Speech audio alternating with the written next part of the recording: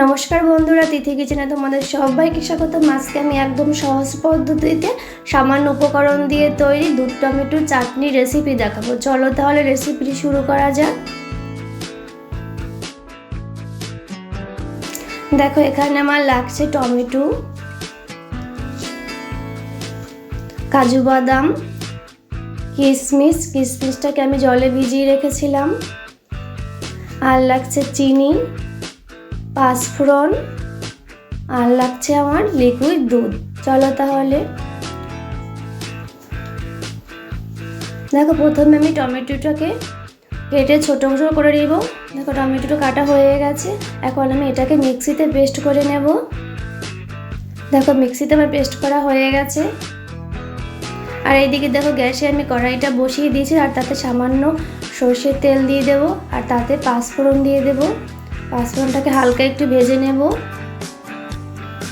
আর তার ভিতর দিয়ে দেব কাজু বাদাম, কিশমিশ ভেজানো। এখন এটাকে হালকা একটু ভেজে নেব,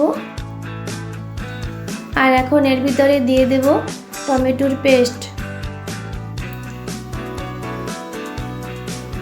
এটাকে আমি একটু নাড়াচাড়া করব এখন, আর গ্যাসের আঁচটাকে আমি মাঝারি করে দেব। আর এখন দিয়ে দেব সামান্য পরিমাণে নুন,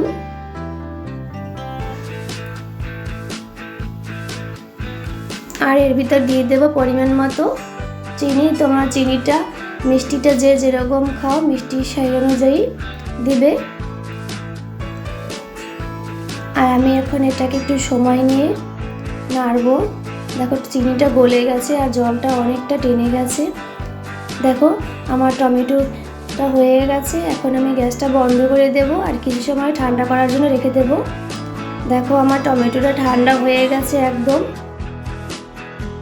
আর এখন আমি এর ভিতরে সামান্য পরিমাণে দুধ দিয়ে দেব। আর দুধটাকে আমি একবারে দিয়ে দেব না, অল্প অল্প করে দুধটা দিয়ে টমেটোর সাথে বারবার মিশিয়ে নেব। আর দুধটাকে তোমরা ভালো করে ফুটিয়ে একদম ঠান্ডা করে নেবে। গরম দুধ দিলে টমেটোর ভিতরে দুধটা কেটে যাবে। অল্প অল্প করে বারবার মিশিয়ে নেব। দেখো, আমার মিশানো হয়ে গেছে। আমার টমেটোর চাটনিটা রেডি হয়ে গেছে। এখন আমি নামিয়ে নেব। দেখো, নামিয়ে নিলাম টমেটো চাটনিটাকে। আর এখন এর উপর দিয়ে আমি কাজু বাদাম দিয়ে একটু সাজিয়ে দেব।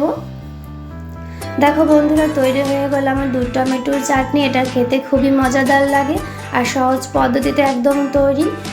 আমার এই রেসিপি যদি ভালো লাগে তোমাদের, তাহলে কমেন্ট করে জানাবে। আর ভিডিওটা যদি তোমাদের ভালো লাগে তো প্লিজ আমার চ্যানেলটাকে তোমরা সাবস্ক্রাইব করে দিও। সবাই ভালো থাকো, সুস্থ থাকো। ওকে, টাটা।